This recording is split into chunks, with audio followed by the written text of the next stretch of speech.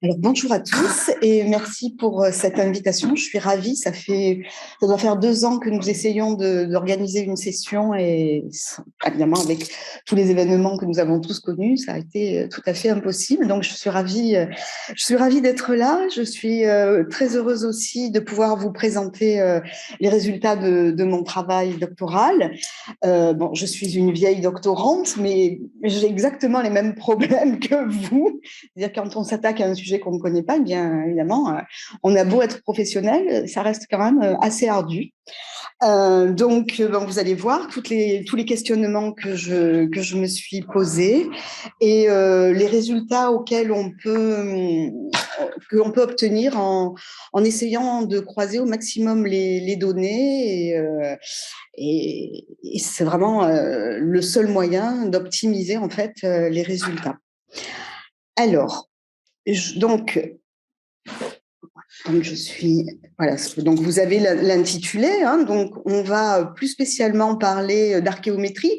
Alors l'archéométrie, c'est disons le travail, l'étude très souvent par des analyses de laboratoire des matériaux anciens, donc qui permettent de les caractériser et de donner le plus d'informations possible sur ces matériaux. Alors aujourd'hui, c'est une discipline qui est très importante en archéologie, c'est-à-dire que on a commencé au début des années 70 à s'intéresser à ces techniques de pointe. Et bien entendu, aujourd'hui, nous sommes au XXIe siècle et donc ces techniques ont énormément progressé et elles ont complètement été intégrées dans nos études archéologiques. Donc, on peut rarement, à l'heure actuelle, se lancer dans un travail archéologique sans solliciter et sans convoquer ces disciplines. Donc, je vais vous parler d'un ensemble d'épaves. Bonjour. D'un ensemble d'épaves, 4 au total, qui ont été trouvées au sud de la France. Anciennement, c'est un dossier qui remonte aux années 60, en réalité, bien qu'il y ait eu différentes plongées sur ces épaves, notamment dans les années 90, mais le gros des découvertes a été réalisé dans les années 60. Donc, évidemment, ça fait un petit peu plus de 60 ans, et évidemment, ça a un petit peu laissé les archéologues et les historiens un petit peu perplexes devant ces résultats. Donc, alors, pour situer un petit peu le cadre de cette étude, donc il est important de se replacer en Provence orientale et notamment aux environs de Port-Grimaud, Saint-Tropez, Saint-Raphaël, parce que à cet endroit, donc l'historiographie relate la présence de musulmans dans le courant du 9e siècle. Et c'est un point important pour le début de ce travail. L'historiographie, donc, a rapproché les épaves qui se trouvaient sur le littoral provençal de cette occupation, de cet établissement musulman, arabo-musulman, dès leur découverte. Et bon, je vous expliquerai pourquoi et ce qui nous donne la preuve de cette relation aujourd'hui, parce qu'au moment où les chercheurs ont émis ces hypothèses, bien entendu, il n'y avait absolument aucune preuve. On ne pouvait faire aucun lien entre les épaves et les découvertes, d'autant que ces épaves étaient datées d'un plein 10e, voire d'un 11e siècle, et l'occupation dite sarrasine, elle était datée du tout début du 9e, bien qu'assez longue, et elle a en fait duré jusqu'au début du 10e siècle, jusqu'à la fin du 10e siècle, pardon. Alors, non, c'est pas grave, ne vous levez pas, je vais faire progresser mon PowerPoint comme ça. Alors, donc, il faut revenir aux classiques, il faut revenir aux études académiques et en particulier aux études fondamentales qui avaient été faites sur la Méditerranée. Alors, en premier lieu, par ordre chronologique, par Henri Pirenne, donc, qui a été un grand historien belge du Moyen-Âge et qui a fait qui a évoqué, enfin en tout cas il a posé quelques hypothèses assez intéressantes sur l'articulation entre la fin de l'Antiquité et le début du Moyen Âge. Notamment, sa thèse la plus importante était que l'arrivée des musulmans dans le sud de la Gaule et en Méditerranée plus généralement aurait mis un terme au grand commerce de l'Empire romain. Et vous verrez que, bon, en réalité, c'est peut-être plus complexe qu'il n'y paraît. L'intérêt, bien sûr, de son travail, c'est qu'il n'avait pas tort sur toutes les idées qu'il a émises et qu'effectivement, il y a quand même bien un continuum, on va dire, entre l'Antiquité et l'extrême fin de l'Antiquité, que lui-même, bien qu'on se situe en 1935, il avait bien perçu. Donc, il avait bien compris que, en fait, les apports et les échanges ne s'arrêtaient pas brutalement comme certains historiens pouvaient le prétendre.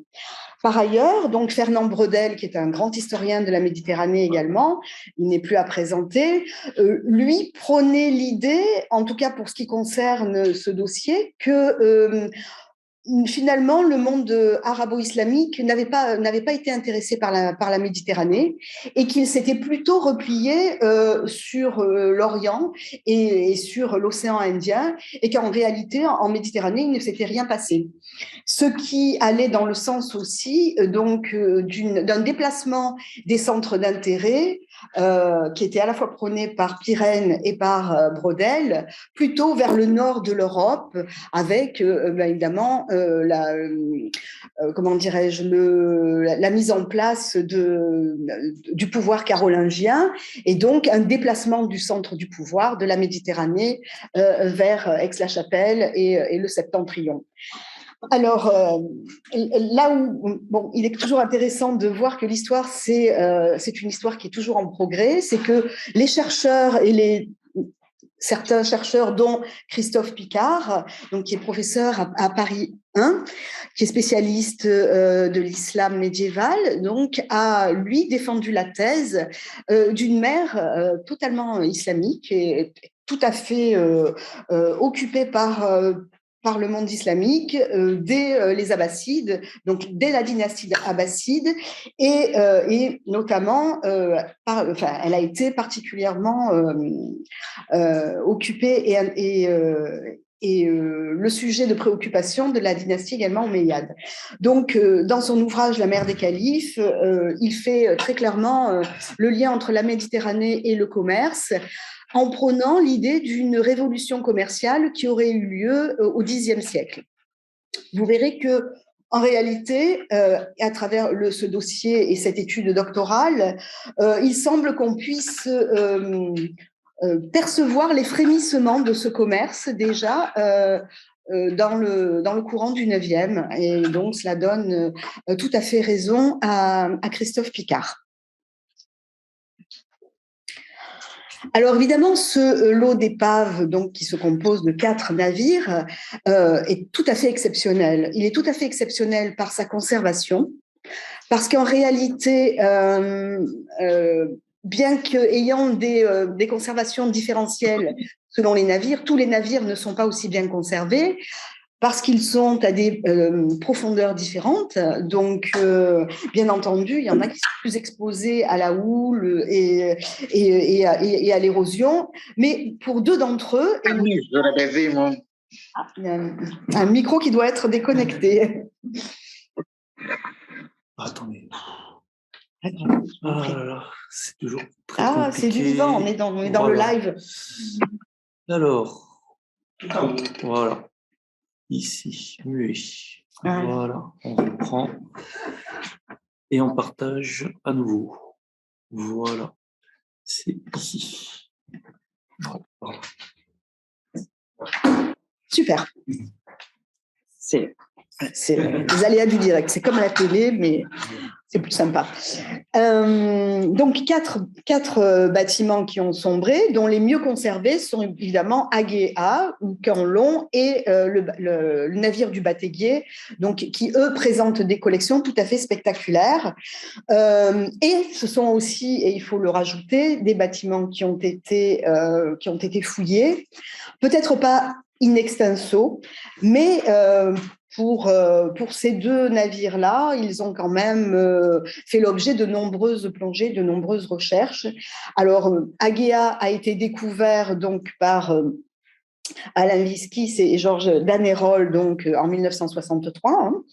Le Bataguier, donc c'est Jean-Pierre Joncheret qui est hélas qui est disparu, je crois que c'était l'an dernier ou il y a 2 ans, il me semble qu'il est décédé, avait fait les plus importantes plongées sur ce bâtiment et il en a fait une importante publication en 2007.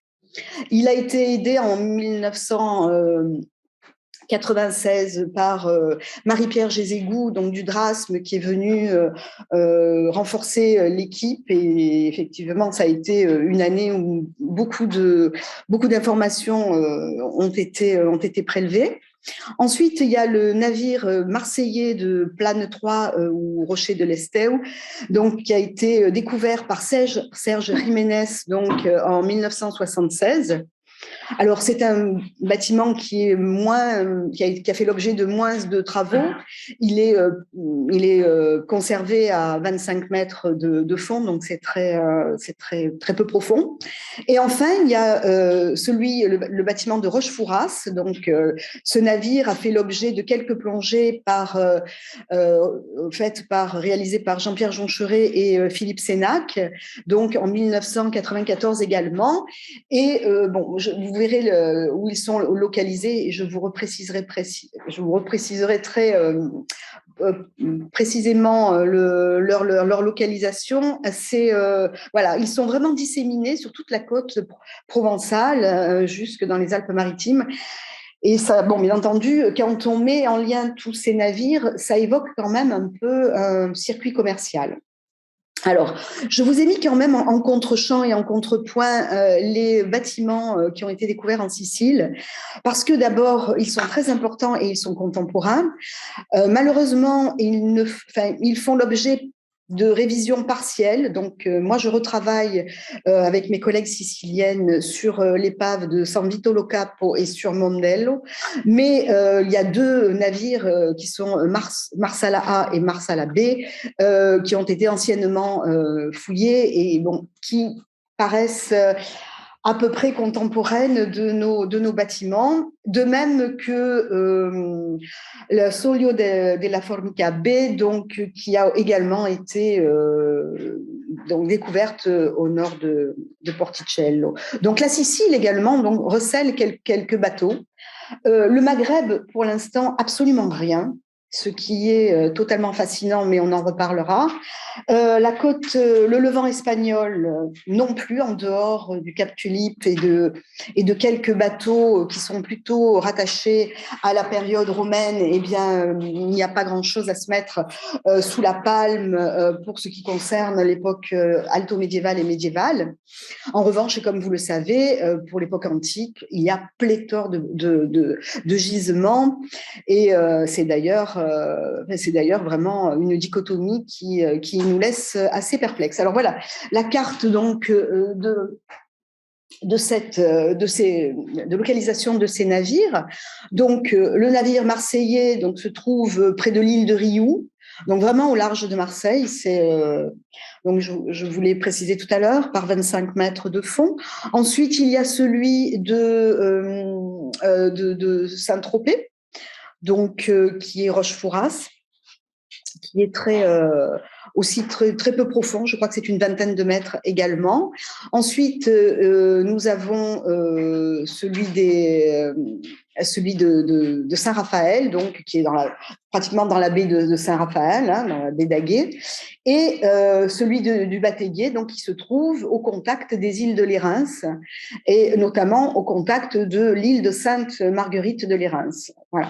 Donc c'est intéressant, et on reparlera de l'île de Lérins tout à l'heure, parce que l'île de Lérins, évidemment, est une île qui est d'abord un lieu de mouillage naturel, il y a des sources d'eau, etc., mais également s'est établi au 5e siècle un monastère, Saint-Honorat de Lérins, qui a manifestement un rôle à jouer également, peut-être dans la positionnement du navire du Bataillé.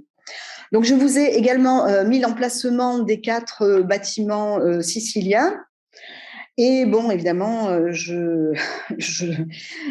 j'espère que prochainement, nous aurons l'occasion de mettre au jour et de mettre en évidence quelques navires sur les côtes du Maghreb, et sur celles du Levant, espagnol, parce que ce serait vraiment les points qu'il nous manquent. On voit bien que donc, ces zones sont vides, et elles ne sont pas vides pour rien.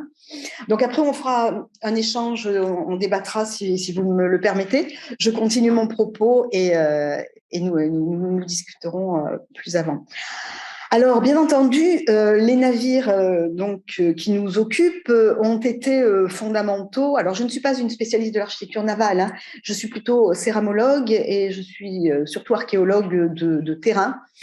Donc, je me suis malgré tout intéressée à la manière dont on construisait les navires, parce que je comprenais bien qu'en voyant les différents restes, il s'agissait manifestement de navires de type un peu différent. Et effectivement, les plongeurs ont tout de suite mis en évidence la structure de ces bateaux, qui sont caractérisés par un mode de construction dit sur squelette, et surtout qui possèdent des fonds plats. Alors ça, c'est quand même un élément extrêmement intéressant qui vient rajouter à l'identité, si vous voulez, du bateau, puisque en fait, à chaque fois qu'un navire est naufragé et retrouvé au cours d'une étude archéologique, bien entendu, se pose la question du statut de ce navire. Alors, pour l'époque romaine ou pour l'époque tardo-romaine, les questions peut-être sont plus simples encore que pour, par exemple, le chaland du Rhône. Il a fallu tourner autour du navire, en sortir les différents artefacts pour comprendre réellement l'identité de ce bateau. Là, la question de l'identité des bateaux se posait de manière prégnante, dans le sens où l'historiographie avait rattaché ces navires donc aux pirates que je vous ai positionnés près de Saint-Raphaël, et notamment en Provence-Orientale sur la carte tout à l'heure. Et on disait, enfin, il était admis que ces navires étaient des navires de guerre. Donc, tant que les bateaux n'ont pas été totalement fouillés, étudiés et mis ensemble en connexion, il était difficile de trancher sur cette question, parce que évidemment, c'est un navire de guerre. Ce qui le caractérise, c'est qu'il faut qu'il soit extrêmement rapide et manœuvrant. Mais bon, le commerce n'empêche pas la piraterie, et bon, la piraterie n'empêche pas donc les conflits, etc. Donc, l'idée, c'était d'essayer de caractériser le statut de ces bateaux. Alors, évidemment, l'architecture est importante pour caractériser les bateaux, puisque la forme des bateaux donne des indications. Là, il s'agit donc de navires qui sont assez importants en termes de dimension, plus de 20 mètres de longueur, environ 7 mètres de largeur. Donc, ça nous fait quand même des navires qui sont des navires de moyen tonnage.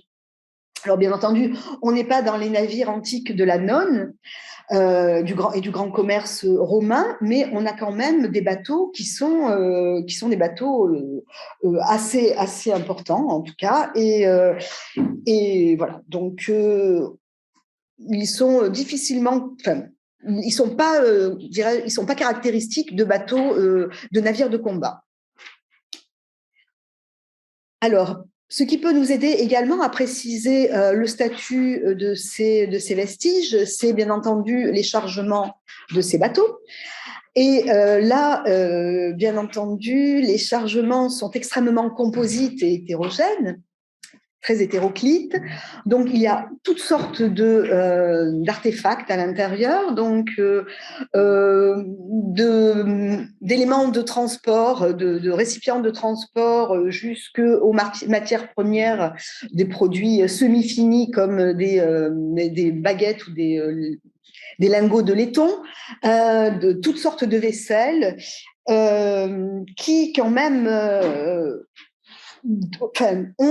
avaient alerté quand même les plongeurs, mais l'idée était de savoir si tous ces vases qui occupaient les charges et les cales des navires étaient des vases qui étaient transportés pour leurs pièces, pour leurs caractéristiques propres, ou si c'était des vases qui recélaient à l'intérieur, dans leur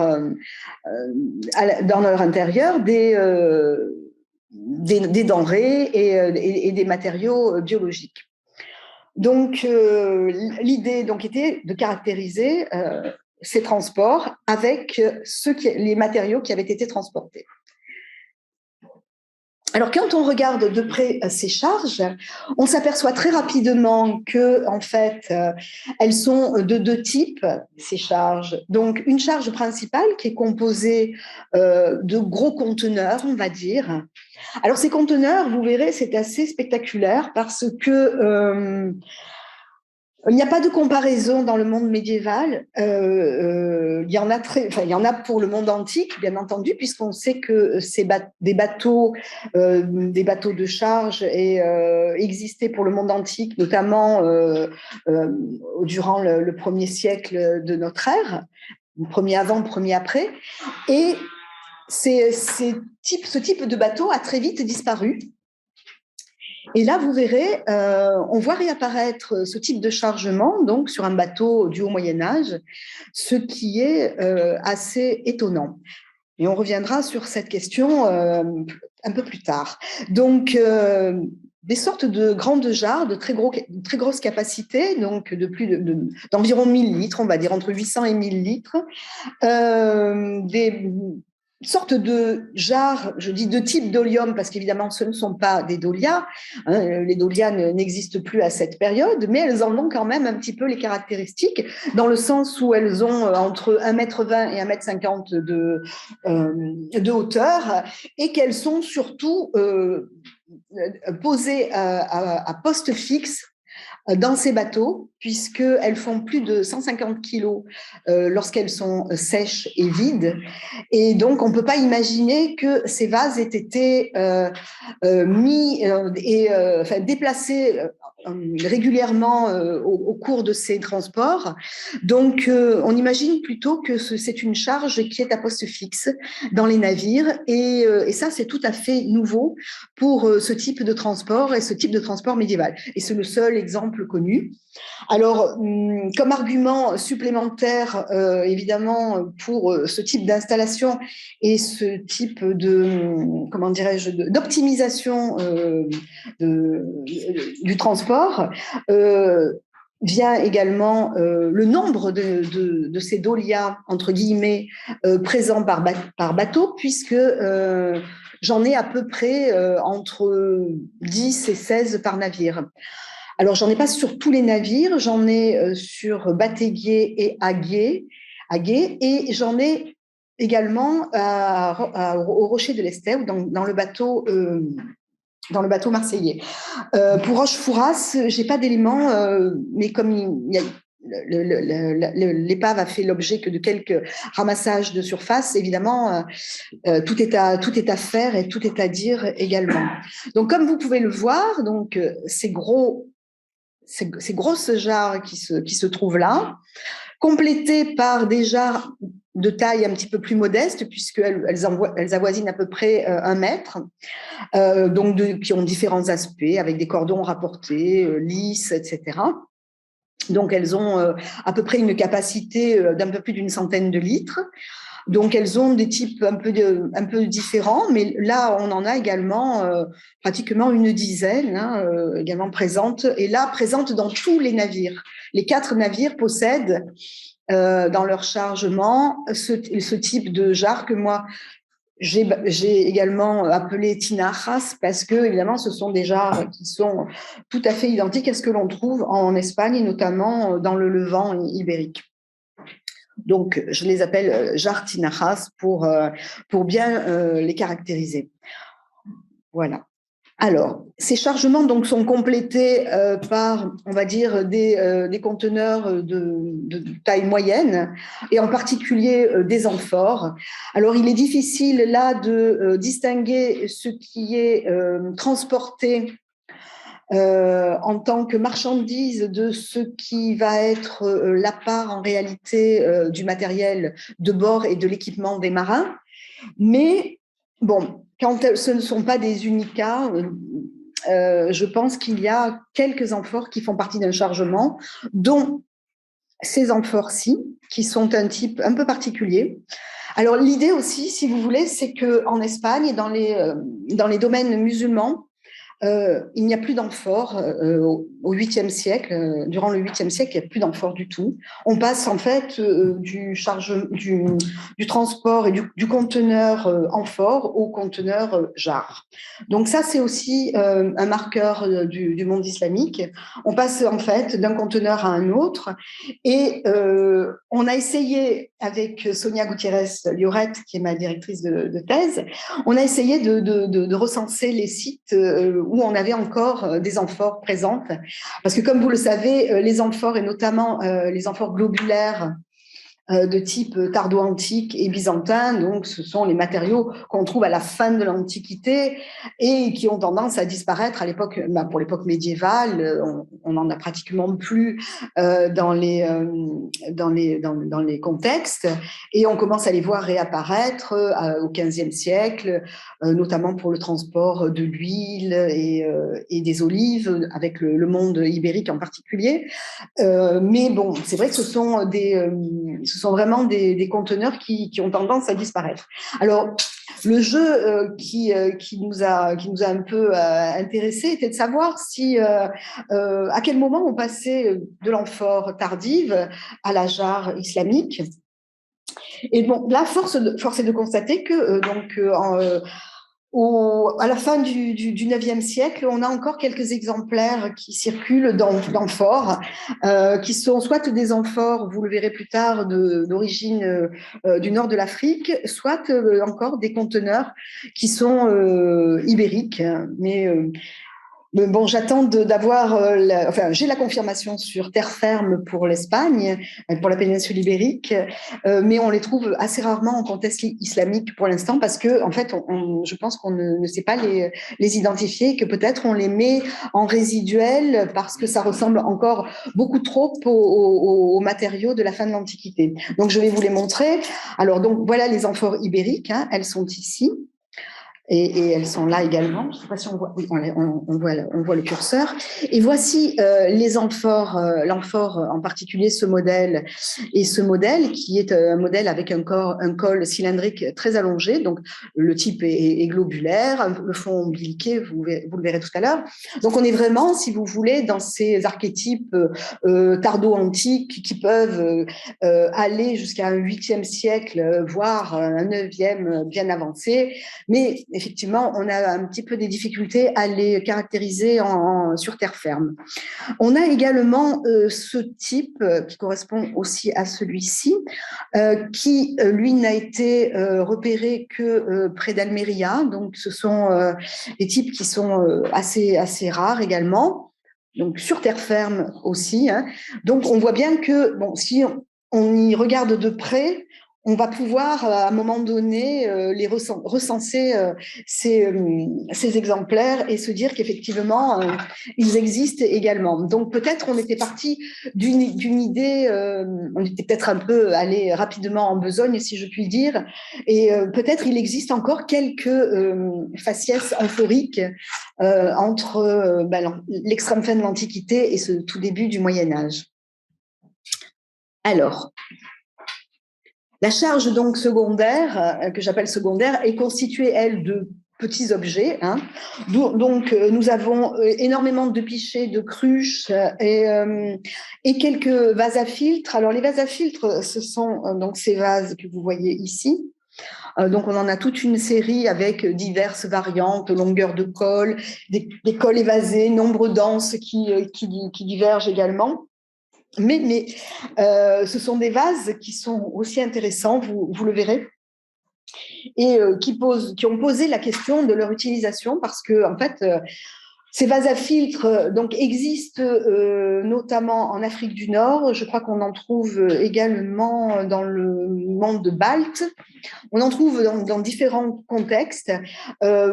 Pour la période antique, parce que, bien entendu, on a eu besoin d'avoir ce type d'objet, d'ustensile sous la main. Ça sert, les vases à filtre, effectivement, comme leur nom l'indique, servent à filtrer.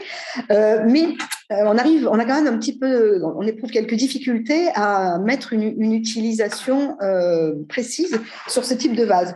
Alors, moi, en tant que céramologue, je suis toujours très gênée quand il s'agit de donner une fonction à des vases, parce que vous le voyez vous-même à l'intérieur de votre propre espace domestique, un vase peut avoir de multiples utilisations, et d'une famille à une autre, les utilisations peuvent varier. Donc, bon, manifestement, il y a des choses pour lesquelles on est sûr qu'on peut mettre rattacher une fonction à un vase, mais c'est quand même toujours un exercice un peu périlleux. Donc là, pour sa fonction, vous verrez, c'est très, très complexe et ça pose beaucoup d'interrogations.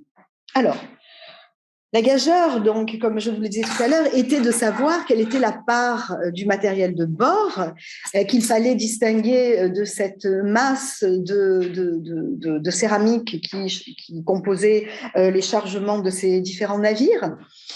Et bon, évidemment, quand les vases portent des traces d'utilisation, bien évidemment, les choses et les prises de conscience sont faciles et sont tellement évidentes à faire quand les objets ne portent pas de traces d'utilisation ni de marque d'appartenance, c'est beaucoup plus compliqué. Donc, effectivement, il nous a fallu regarder de très près ces objets et d'essayer de voir quels étaient ceux qui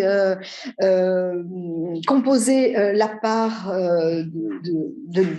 du matériel de l'équipage et ceux qui devaient être considérés comme des marchandises. Donc là, nous avons essentiellement un instrumentum, on va dire, domestique, c'est-à-dire tout ce qui peut servir dans une cambuse, c'est-à-dire des marmites, des pots à cuire, des couvercles, et également du matériel, du luminaire, donc des lampes à huile. Il n'y en a pas beaucoup, hein. Il y en a une pratiquement pour chaque. Je crois qu'il y en a une par navire, et puis les navires le navire qui a livré le plus de matériel de bord, notamment de vases culinaires, c'est surtout Aguet. Ce sont surtout Aguet et Batéguet. Ce sont les deux navires qui ont livré ces pièces. Pour les autres, on n'en a pas. Il n'y a pas assez d'éléments pour les distinguer. À côté de cela, il y a quelques objets, et ce sont des objets qui sont extrêmement intéressants, qui donnent des informations essentielles sur le commerce, mais également sur ce qui caractérise, ça nous renseigne sur la vie de bord, et ce qui caractérisait manifestement ces marins ou les occupants de ces navires. En premier lieu, donc, une épée que vous avez ici, alors qui est une épée très, très intéressante parce que c'est une épée franque, donc une épée à double tranchant. C'est un objet qui est un objet d'apparat. C'est un objet qui coûte. Alors, je vais vous donner la somme en dinars. Bien sûr, c'est peut-être pas. Je peux pas vous faire une conversion en euros, mais ça coûtait une épée de ce type coûtait 1000 dinars, qui était une somme assez considérable. Et donc, les épées ont fait l'objet d'un commerce très très important dans la Méditerranée du Haut Moyen-Âge. C'était des épées qui étaient, donc celle-là, la lame fait à peu près 1 mètre. C'était les lames qui étaient commercées et on greffait, on adaptait un pommeau et une garde sur ces lames ensuite, dans un second temps. Donc, les pommeaux peuvent être de différentes, on va dire, de différentes factures et aident bien entendu à donner, à donner une sorte d'appartenance culturelle, enfin, un signe d'appartenance culturelle à l'objet une fois qu'il a été assemblé. Ici, donc, la lame est à double tranchant, donc c'est une épée franque, donc qui vient du septentrion, hein, qui vient du nord de l'Europe, et le pommeau et la garde donc sont plutôt des choses que l'on trouve à l'Andalous, donc dans l'Espagne musulmane. Donc on voit bien que là on a adapté, on a fait un mixte et on a adapté donc une arme à laquelle on a donné une caractéristique tout à fait orientale. Voilà, donc ça c'est une caractéristique qui est intéressante. Je vais également revenir sur cette épée parce que cette épée a été trouvée près d'un squelette. Donc nous avons également des restes humains dans ces navires et donc ça fera partie donc de son équipement, de son voilà, de ce qu'il avait à ses côtés, et ce sera très intéressant d'en faire le rapprochement. À côté de cela, donc, nous avons un fourreau de cuir qui se trouve là, qui est le fourreau donc d'une dague. C'est très rare également, hein, bien entendu, d'avoir ce type de pièce conservée en milieu subaquatique. Donc, c'est un fourreau qui est décoré de motifs incisés. Bon, évidemment, la lame a disparu, mais bon, on a quand même la forme de cette lame et également donc cette forme nous renvoie à des armes qui sont parfaitement connues pour à l'Andalous et pour cette période de la fin du IXe siècle. Alors, bon, évidemment, du matériel de pêche, parce que quand on est à bord, bon, d'une part, ça peut être l'objet d'une activité, on va dire, de loisir, mais d'autre part, ça peut être un complément à l'alimentation de bord. Donc là, on a une fouenne qui permet d'harponner des animaux. Et chose plus étonnante, donc une darbouka, donc qui est, comme vous devez le savoir, donc une sorte de tambour. Alors j'ai mis une représentation donc d'un joueur de darbouka qui se trouve au musée de Cordoue pour montrer un peu. Voilà, c'est un instrument qui est très populaire donc à l'Andalous. Un petit peu moins au Maghreb, en tout cas on commence à en avoir, on commence à les repérer dans les niveaux, là aussi c'est un effet de source, c'est-à-dire qu'il y a plus de fouilles qui ont été réalisées à l'Andalous qu'au Maghreb. Du coup, autant ces instruments ont été bien vus dans les contextes domestiques, autant donc dans le nord de l'Afrique, on commence à peine à les repérer, et notamment on les a repérés on en a repéré un exemplaire sur une fouille marocaine à Rira, donc qui est une fouille médiévale qui montre ce type d'instrument donc en forme de sablier. Alors pour l'anecdote, j'ai cherché, bon, bien entendu que c'est un instrument qui sert à faire de la musique et qui est très convivial. Ça, là-dessus, on est d'accord. Mais je me demandais pourquoi à l'intérieur d'un navire. Et en réalité, je suis tombée sur une mention donc d'un texte du IXe siècle, d'un texte arabe, qui parle en fait de l'utilisation des tambours, mais de toutes sortes de matériaux pour effrayer les cétacés notamment, qui dorment, vous le savez, donc, en mer, et donc pour que les navires ne viennent pas les heurter. Donc les marins étaient chargés de faire énormément de bruit pour réveiller les cétacés et pour ne pas rentrer en collision avec ces bêtes qui étaient dormantes. Donc j'ai trouvé que c'était extrêmement intéressant comme approche, et bon, je pense que voilà, c'est intéressant de le signaler. Ça n'empêche pas cet instrument d'avoir été aussi joué pour une simple activité de loisir. Voilà pour ce qui est du matériel de bord, rien de plus, mais c'est déjà considérable.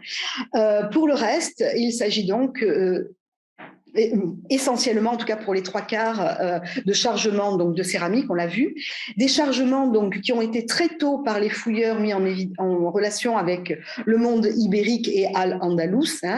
Et je vous montre donc ici 2 sites qui se trouvent sur le Levant espagnol, qui sont donc le site du Ribat. Je vous reparlerai tout à l'heure des Ribats, qui sont des établissements, des sortes de forteresses spécifiques au monde arabo-islamique.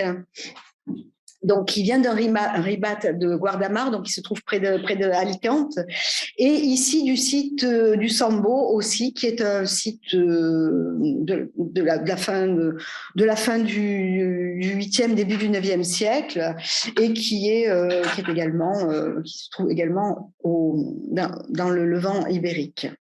Donc, vous voyez, il y a quand même on va dire, un air de famille entre ces céramiques et celles qui sont issues des charges des navires.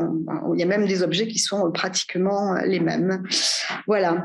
Donc, lorsqu'on veut évidemment faire un travail céramologique et un travail d'analyse sur les charges, de manière, j'allais dire, académique, on va commencer par faire une approche comparative, et donc on va faire un travail typologique. Alors ce travail typologique, il fait appel à la fois donc à nos connaissances livresques, mais également à ce que l'on a pu repérer nous-mêmes sur les différentes fouilles que l'on a visitées, sur lesquelles on a travaillé, etc.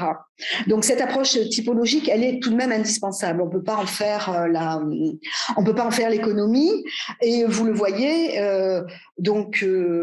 Alors, en dehors des grandes jarres type Dolia, je veux dire, ces jarres que nous avons appelées tinajas, donc nous les retrouvons en contexte domestique dans le sud de la péninsule ibérique, notamment sur le site de Pechina, Almeria, et nous reviendrons également sur ce site qui est assez intéressant. Et vous voyez que, donc, pareil, de la même manière, les amphores donc, se retrouvent également à Pechina, etc. Donc, on voit qu'il y a donc une similitude, et on a bien des chargements qui se rapprochent de ce que nous connaissons donc, pour le Levant espagnol. Le Levant ibérique. D'autres éléments sont également présents dans le nord de l'Afrique, notamment en Ifriqiya, c'est-à-dire dans ce qui est l'actuelle Tunisie, avec notamment ces petites jarres que nous retrouvons donc sur le site du Batéguier, et que nous avons également découvert, qui ont été découvertes, c'est pas moi qui les ai découvertes, mais elles ont été découvertes sur le site de Sabra al-Mansouriya, donc qui est un site palatial qui se trouve à non loin de Kérouan. Donc vous le voyez ici, des pichets donc, que nous avons à la fois sur le Batéguier à Gué, et également sur le bâtiment marseillais, que nous retrouvons. Alors, c'est pas tout à fait les mêmes, parce que ceux-ci sont des vases qui ont été tournés, et ceux-ci sont des vases qui ont été modelés, d'où un aspect qui est parfois un peu changeant. Mais bon, il y a quand même un rapprochement, et il y a quand même également quelques similitudes. Et donc ces vases-là ont été trouvés donc dans un faubourg de la ville de Cordoue, à Chacunda, et ce sont des pichets qui étaient très courant dans les contextes de ce site. Alors, ce site de Chacunda, il a disparu en réalité, ce quartier de Cordoue a disparu au cours d'un incendie, je crois, en 818. Donc, tout début du 9e siècle, il n'existe plus. Vous voyez également qu'il y a quelques analogies entre ces bouteilles à col haut et celles qui sont trouvées également ici à Pechina. Donc, l'approche comparative est quand même une approche qui continue à être essentielle et dont il ne faut pas se priver. Vous le voyez également pour les marmites à fond plat, donc pour les culinaires. Je vous ai montré tout à l'heure des culinaires, donc on en a également dans des sites domestiques tout le long du Levant espagnol. Donc je ne m'attarde pas. parce que ce qui vous intéresse, je pense, c'est la partie donc archéométrie et l'approche donc complémentaire à cette approche typologique qui est extrêmement importante et qui nous a permis d'aller beaucoup plus loin que en tout cas dans nos hypothèses et dans nos résultats, que si je m'en étais tenue à la typologie simple. Alors, ces approches archéométriques, elles sont de deux types. Soit on travaille, pour ce qui est de ces charges, on avait la possibilité de travailler sur la céramique elle-même et sur le matériau argileux. Donc la céramique, par essence, est un matériau argileux qui comporte des caractéristiques minérales. Et c'est ces caractéristiques minérales qui sont intéressantes pour définir des lieux de production.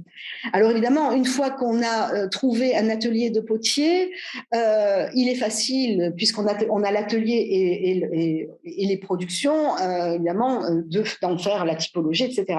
Là, pour ce qui nous concernait, il y avait beaucoup de vases pour lesquels on n'avait pas de lieu de production, donc ou alors on avait des idées de lieux de production qu'il fallait confirmer. C'est là que donc la pétrographie, c'est-à-dire l'étude des inclusions qui constituent les argiles, est venue à notre secours et nous a été de très grande utilité, parce qu'en fait ces prélèvements et ces analyses, donc, alors ça peut se faire à la binoculaire, mais également ça peut se faire par diffraction, ça peut se faire de différentes manières. Cette pétrographie, donc, c'est-à-dire cette étude c'est de la microminéralogie en réalité, cette étude des éléments qui constituent les pattes des argiles et des céramiques, permettent donc de donner des hypothèses de lieux de production. Alors, pour ce qui nous concerne, donc, il y a alors, on n'a pas pu, bien entendu, faire ces analyses sur toutes les céramiques. On s'en est tenu à quelques types, ceux qui posaient des problèmes de caractérisation, ceux qui posaient des problèmes, on va dire, de provenance, et puis ceux qui étaient liés à la construction des navires, dont en particulier les jarres.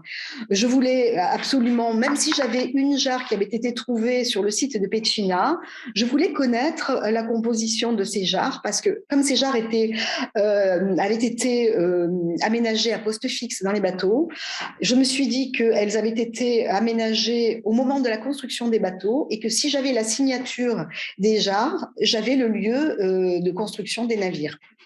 Et effectivement, bien nous en a pris, puisque les jarres donc, nous ont donné comme lieu de production, donc la zone de Bétique, et en particulier cette zone de sud Bétique qui est la zone d'Almeria. Alors, c'était déjà un premier point de départ. Ensuite, la pâte que je pouvais reconnaître sur ces amphores que je vous ai montré tout à l'heure, que des visus je classais en amphores africaines, avec une pâte jaunâtre qui est pulvérulente, du quartz éolien à l'intérieur, etc. Donc, a bien été confirmé par les analyses menées par Claudio Capelli, donc qui est un pétrographe qui travaille à l'université de Gênes et qui est, selon moi, un des meilleurs spécialistes de la question, puisqu'il travaille à la fois sur les périodes antiques, mais également sur les périodes médiévales. Il a une connaissance de ce qui se produit en Méditerranée qui est absolument abyssale, et donc Claudio Capelli s'est chargé de tous nos échantillons et a eu la gentillesse de nous donner toujours très rapidement et avec beaucoup de détails et qui ont donné lieu à des discussions et à de riches échanges. Donc, nous a donné toutes ces informations. Venaient ensuite donc ces petits pichets que vous verrez également tout à l'heure dans d'autres types d'analyses. Donc, ces pichets également viennent de ce secteur de Bétique. Et ces casseroles, donc là, qui viennent aussi et qui sont issues du matériel de bord. Et ces casseroles-là sont plutôt originaires de la zone valencienne. Donc bon, rien n'empêche un marin de ce secteur d'avoir amené avec lui un ustensile qui lui permet de concocter ses repas. Enfin, voilà, ça peut donner lieu à de multiples interprétations et hypothèses, mais en tout cas, il était intéressant de voir qu'effectivement, ce type de casseroles et de vases culinaires viennent de ce secteur. Et donc, ce qui était beaucoup plus curieux, c'est que ce type de marmites, donc qui sont des marmites à fond plat, très caractéristiques de cette zone aussi du Levant, mais que je pense être aussi un des marqueurs de l'islamisation, parce qu'en définitive, au début, nous les pensions strictement circonscrites au Levant, puis en réalité, à force de faire des recherches et de faire de l'exploration bibliographique, je me suis aperçue qu'en fait, on en avait sur toute la côte du Maghreb, qu'on en avait également en Sicile, et puis que l'on en avait un petit peu également du côté de l'Égypte. Donc, la force était de constater que, en réalité, c'était peut-être des pièces qui avaient un rôle prépondérant, et notamment dans la confection des repas, peut-être des repas plus typés avec des caractéristiques particulières. Et donc, ce type de marmites qui sont présentes pas en très grand nombre, mais il doit y en avoir à peu près 5 ou 6 par navire. Et il s'avère qu'elles n'ont pas été utilisées. Elles sont inusitées, donc elles sont neuves, et donc elles sont dans les charges pour être transportées à différents endroits. Donc ces marmites possédaient des caractéristiques minéralogiques proches de celles de Provence orientale. Et là, c'était intéressant parce que la question était de savoir si on pouvait la relier à la zone du Fractinet, donc qui est le lieu où se seraient établis ces marins, ces pirates d'Al-Andalus ou pas. Alors évidemment, quand j'ai eu ces résultats, je me suis un petit peu inquiétée de savoir. Je me suis rapprochée de Claudio Capelli. Je voulais qu'il me dise que c'était évident et que on était sûr de notre résultat. Et comme Claudio est quelqu'un de très prudent, il m'a dit c'est compatible avec cette zone, mais il peut y avoir d'autres secteurs, etc. Et donc, j'ai fait appel à d'autres types d'analyses qui sont les analyses, ce qu'on appelle par MEB-X, qui sont aussi des analyses minéralogiques, mais vraiment de micro-minéralogie, c'est-à-dire que vraiment on définit toutes les composantes de l'argile. Et évidemment, cette provenance m'a été confirmée. Donc, ces marmites que l'on appelle les marmites de type M4 sont des marmites qui viennent bien de ce secteur géologique de Provence orientale, et en particulier du Massif des Morts et du Tanéron. Donc voilà, la démonstration est à peu près faite, et vous verrez les implications que cela a. Donc pour l'Afrique du Nord, donc vous voyez ici une lame mince, et donc la description donnée par Claudio Capelli, donc avec effectivement ces matériaux qui sont tout à fait caractéristiques du nord de l'Afrique. Vous voyez, cette pâte est claire, donc bon, c'est tout à fait conforme à ce que l'on connaît par ailleurs. La surprise a été de trouver donc une amphore palermitaine, donc avec une pâte, vous le voyez également, donc sur cette lame mince qui est tout à fait caractéristique.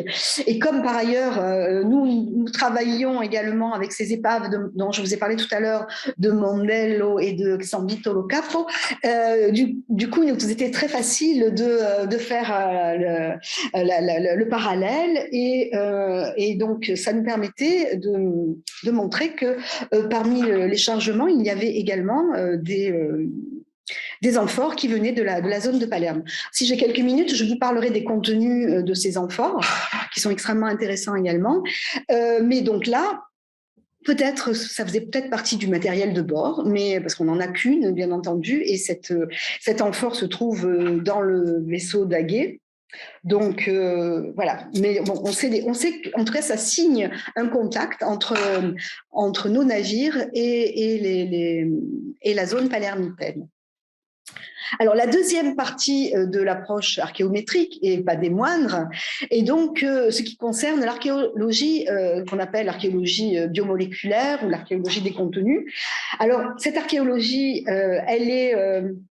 si je dois faire l'historique de ce type de discipline, elle est arrivée à la toute fin du 19e, avec les sites égyptiens, et notamment la tombe de Toutankhamon, où là, on a commencé à avoir des chercheurs qui se sont dit que peut-être les objets, ils étaient intéressants pour eux-mêmes, mais que peut-être ils avaient d'autres intérêts, en particulier un intérêt qui concernait leur contenu.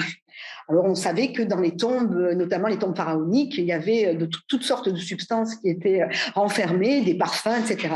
Et donc, ça a donné l'idée à quelques audacieux chimistes de travailler avec des archéologues et de commencer à faire cette archéologie des contenus. Et donc, bon, c'est une discipline qui a évolué tranquillement, je dirais, parce que ça n'a pas été très spectaculaire jusqu'à ces dernières années. Je dirais ces 10 dernières années, où donc on a commencé à travailler sur le contenu des amphores, et en particulier Michel Bonifay a été un des principaux protagonistes et chercheurs dans le sens du croisement de ces disciplines entre l'archéologie, l'archéométrie, la pétrographie et l'archéologie des contenus. Bon, il a pas toujours réussi à faire les démonstrations qu'il souhaitait faire, notamment à propos d'amphores qui étaient des amphores à huile, qui se retrouvaient être des amphores poissées, ce qui a un peu a rendu un peu les archéologues perplexes.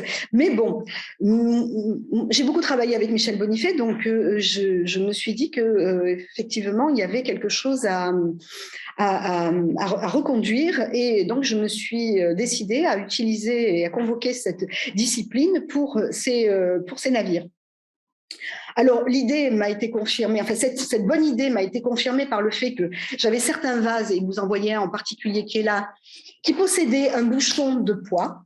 Alors là, le bouchon, bien entendu, a fondu dans la vitrine, parce que dans le musée de Cannes, il doit faire à peu près pas loin de 40 ou 50 degrés l'été. Donc, effectivement, les bouchons fondent. Mais bon, c'était quand même un signal qui était important, parce que qui disait bouchon disait contenu, liquide ou semi-liquide. Et donc, je me suis dit que ces vases recélaient des liquides qu'il fallait absolument, ou des contenus qu'il fallait absolument caractériser.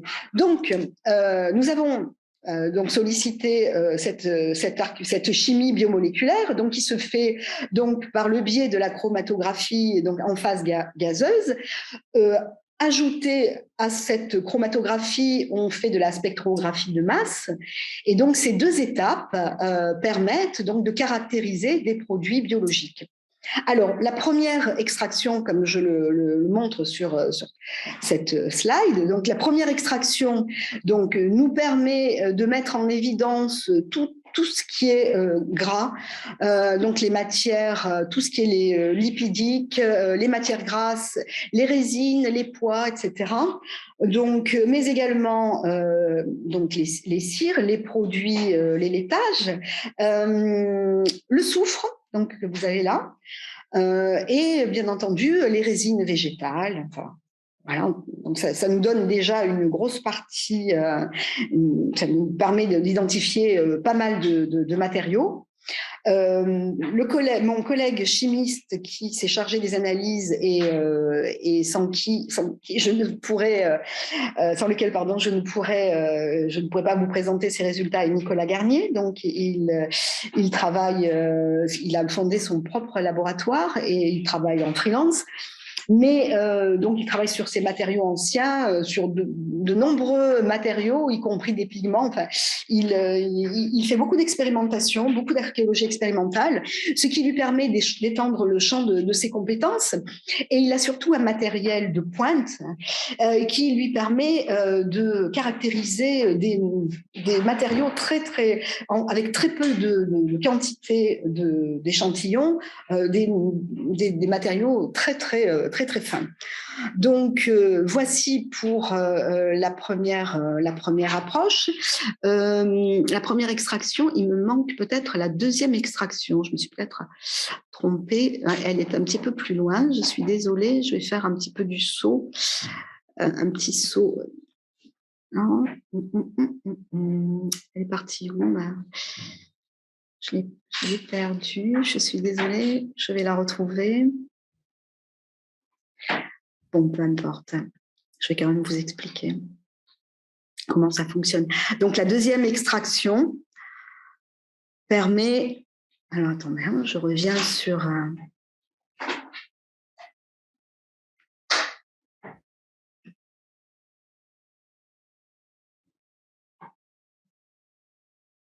Voilà la deuxième extraction. Vous voyez les pichets dont je vous parlais tout à l'heure, donc il y avait un opercule de poids et certainement de chaux. Donc ce sont ces pichets qui sont obturés, qui sont scellés. Et donc cette deuxième extraction permet donc la mise en évidence évidemment des tanins, de tous les contenus polymérisés, de certaines huiles sécatives. Donc les huiles sécatives sont des huiles qui sèchent très rapidement. On les utilise notamment dans de nombreux artisanats, pour la peinture, on la mélange souvent à des pigments. Mais l'huile de noix est une huile également cicative ou semi-cicative. Il y a également le cartame, le lin. Voilà, enfin, tous ces matériaux ont pu être caractérisés, mais également les sauces de poisson. Et ça, c'est une chose qui est intéressante parce que pour l'époque antique, vous savez que les sauces de poisson sont couramment retrouvées dans les amphores et dans les vases, divers liquamens, etc. Mais pour l'époque islamique et notamment du Moyen-Âge, ce sont des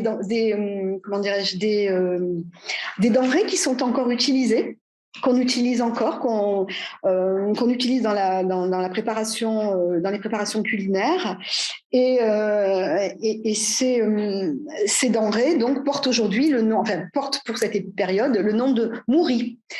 Donc voilà, il y a une espèce de continuum entre la période antique et la période médiévale. Donc ce mouri donc sera utilisé même pendant le plein Moyen Âge. On continuera à utiliser ces sauces qui sont des sauces fermentées et qui sont des sauces qui sont excellentes malgré tout pour la santé. Et les médecins arabes en avaient conscience. Donc, je vous ai parlé de la deuxième extraction. Maintenant, je vais revenir donc aux études de cas. Voici donc les grandes jarres, les dolias. Alors, quand vous voyez la photo, l'échelle du plongeur, vous voyez bien la taille donc de ces vases, de ces récipients qui sont gigantesques. Et donc, là, on comprend bien que effectivement, on ne pouvait pas déplacer ces conteneurs des bateaux à chaque transport. C'était quasiment impossible. Donc, j'ai un petit peu regardé la dispersion, le plan de dispersion des vestiges. C'est très compliqué pour essayer de restituer un chargement. Quand même, il semblerait qu'ils aient occupé la partie centrale pour aussi des raisons qui tiennent de la physique, bien entendu, pour qu'un bateau soit équilibré. On a une manière d'organiser le chargement qui tient compte justement de ces lois physiques. Et il semblerait quand même qu'il ait été chargé comme on les chargeait à la période romaine. Alors là, vous avez donc une reconstitution d'une épave, d'un bateau-citerne, donc qui était ce qu'on appelait un pinardier, c'est-à-dire un bateau qui transportait du vin, mais pour la période antique. Et je pense que ça devait ressembler à ce type de chargement. Donc c'est très spectaculaire et très étonnant. Donc ces grands dolias ont été testés donc, du point de vue archéométrique. Et donc, il nous donne comme origine également cette grande zone de Bétique, donc avec des caractéristiques minéralogiques qui sont assez probantes. Pour ce qui est de l'analyse, donc, les premières données donc, nous font état de l'imperméabilisation de ces vases, c'est-à-dire que comme pour les amphores, ces vases étaient préparés avant d'être remplis. Ils étaient préparés ici avec de la graisse d'animaux, hein, de non-ruminants. Alors, bien entendu, ça m'a fait énormément réfléchir, et Nicolas Garnier également, donc on a essayé de comprendre et de déterminer quel type d'animaux avaient pu servir à enduire donc l'intérieur de ces vases, de ces dolias. Il faut que ce soit un animal qui soit facile, enfin qu'on ait couramment sous la main. Enfin, il ne faut pas que ce soit des animaux qui soient trop complexes à abattre. Et donc, on a pensé à des animaux de basse-cour, en fait, parce que les animaux de basse-cour possèdent beaucoup de graisse et que la plupart du temps, c'est une graisse qui possède à l'intérieur ce qu'on appelle des squalènes, c'est-à-dire que c'est une graisse qui se trouve sous la peau de ces animaux. Alors évidemment, le porc dans un navire de tradition islamique a été écarté, mais on pense réellement que les animaux de basse-cour, et en particulier les volailles, peuvent être de bons candidats. Et à notre grande surprise, donc en plus de cette phase de préparation des vases, les vases contenaient en réalité du vin et du vin rouge, donc qui a été déterminé. Alors je vous montrerai les chromatogrammes qui nous permettent donc de faire ces interprétations. Donc les deuxièmes, parmi la charge principale, donc les grandes jarres tinajas, donc également viennent de cette zone de Sud-Bétique. Elles, par contre, elles sont poissées avec de la poix de conifères, et en général, c'est du sapin qui est utilisé. Enfin, il peut y avoir d'autres types de poix. Quant au contenu, pour celle-ci, donc celle qui se trouvait dans le navire d'Aguet, elle contenait du vin blanc.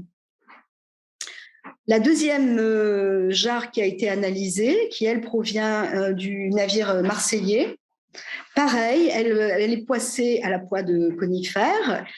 Elle a quand même, il y a quand même des traces de graisse animale et de soufre. Alors, il faut savoir que la graisse animale donc fait partie des imperméabilisations. Et pour ce qui concerne ces jarres peuvent être déplacées et remises dans les navires. Donc, on peut imaginer qu'il y ait eu un effet de réutilisation en réalité, et que les jarres aient pu avoir subi plusieurs remplissages et plusieurs réimperméabilisations à la suite. Le soufre est un matériau qui est prôné notamment par Pline l'Ancien pour désinfecter les dolias notamment, et les amphores. Donc, cette présence de soufre n'est pas si étonnante. Et donc, là, Nicolas Garnier a mis en évidence du raisin. Il n'a pas pu aller plus loin dans la détermination, peut-être qu'il manquait certains marqueurs, comme certains acides, et en particulier l'acide syringique, qui lui permet de signer la présence d'une boisson alcoolisée.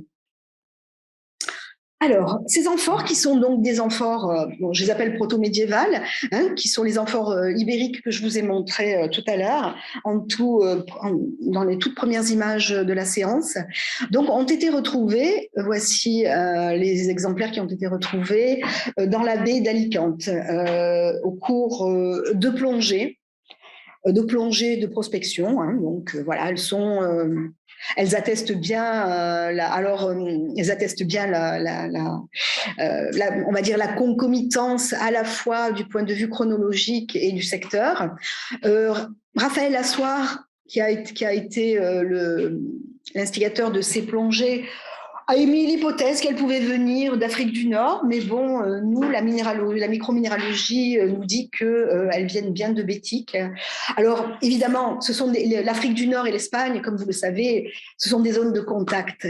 Alors, bien entendu, les argiles souvent se ressemblent, de même que la Sicile et la Tunisie sont également des zones de contact.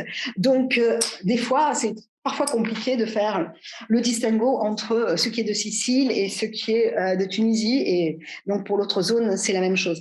Mais là, quand même, bon, il semblerait que ces amphores aient bien été fabriquées en Espagne. Et par ailleurs, donc, pour aller dans ce sens, je dois vous dire que il y en a quelques exemplaires qui ont été retrouvés dans un fortin au sud de Valence, un fortin dont l'occupation est datée de la fin du 8e et du début du 9e siècle, et donc manifestement, donc dans ce fortin, il y avait ce type d'amphore qui faisait partie des niveaux d'occupation. Alors, ces amphores sont poissées aussi, et elles contiennent du vin. Pour une forteresse et pour des militaires, je trouve que bon, c'est tout à fait cohérent. Jusque-là, je dirais que tout va bien. Alors, je passe à nos pichets. Alors, ça, on l'a vu tout à l'heure, donc les pichets sont ici. Voici donc les pichets. On en a quand même 2 qui sont obturés, quand même pas un hasard non plus, et puis on les a en série, puisqu'on en a à peu près 30 exemplaires par navire. Alors, ils sont présents sur les navires d'Aguet, Bataguier et Rocher de l'Estève.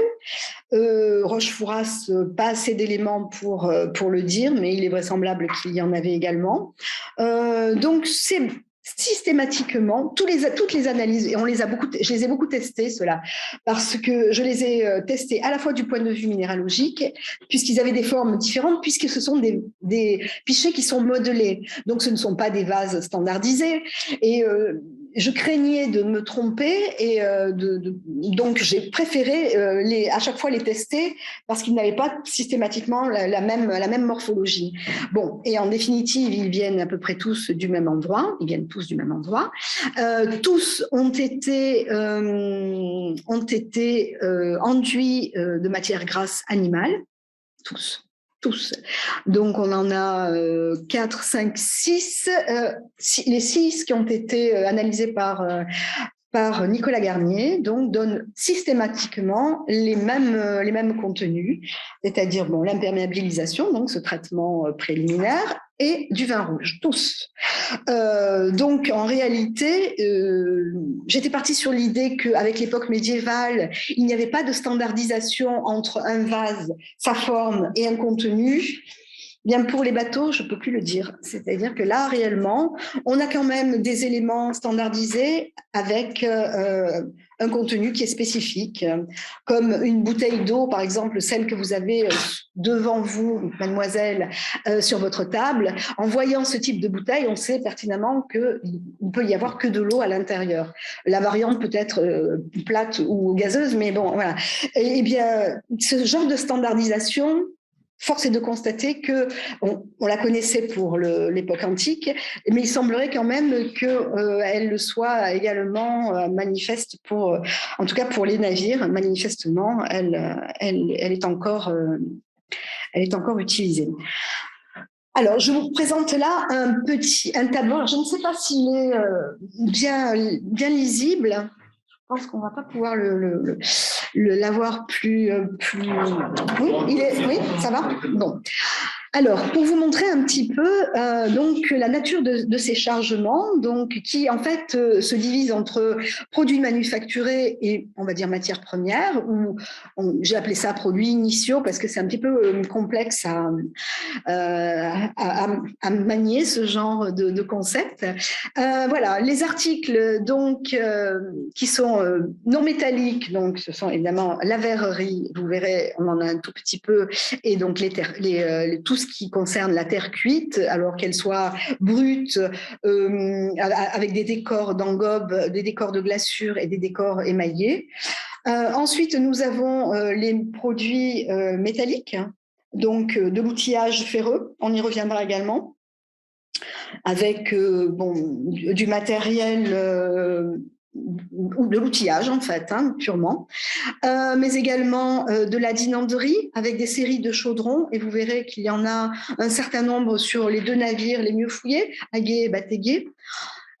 Ensuite, donc les armes que je n'ai pas oublié de vous présenter tout à l'heure. Il y a également une hache qui peut faire l'objet d'un équipement d'armement, mais qui est complètement ubiquiste comme objet et qui peut tout à fait servir à autre chose, bien entendu. Donc l'instrument de musique. Ensuite, des produits végétaux, donc des fruits, donc des matières grasses végétales, comme de l'huile d'olive et des huiles de lin, de noix, etc. Du raisin, du vin, du vinaigre, parce que des fois comment dirais-je, la limite entre la détermination du vin et du vinaigre est assez compliquée à faire, mais je pense que des centaines et des centaines de litres de vinaigre ne serait pas raisonnable. Mais par contre, des centaines et des centaines de litres de vin, ce sont des choses qu'on a l'habitude de manier. Ensuite, des produits animaux, donc avec des produits laitiers, des produits issus de l'apiculture, des graisses animales. Donc, j'ai pensé également que certains vases pouvaient avoir recelé des conserves à base de graisse, un peu comme nos confits à l'heure actuelle. Mais ça, on est en train de travailler dessus pour tenter de le déterminer. Alors, parmi les matières, les produits laitiers, toutes sortes de produits sont envisageables parce que nous avons des textes arabes qui nous parlent bien de tous ces produits, et notamment des différents types de fromages, de yaourts, du beurre, du bas beurre. On a un texte du XIIe siècle qui nous parle du commerce du beurre entre Alicante, ou en tout cas le Levant, et l'Afrique du Nord. Donc, étonnamment, on faisait du beurre en Espagne et on le commerçait en Afrique du Nord. Donc, voilà, ce sont des choses qui sont un peu surprenantes, mais et qui sont confirmées par les textes. Donc, je crois qu'il faut laisser parler les analyses parfois. Les métaux, donc des alliages cuivreux, et en particulier des baguettes de laiton. Vous verrez, je vais en reparler dans le détail. Mais également des matériaux lithiques, des meules, des catili. Donc des meules à bras. On en a trouvé à peu près une vingtaine par navire. Bon. Manifestement, c'est du lest, parce qu'un navire ne peut pas naviguer à vide, ça n'existe pas. Il faut toujours qu'il y ait du lest pour l'équilibrer. Mais là, bon, je les ai quand même fait figurer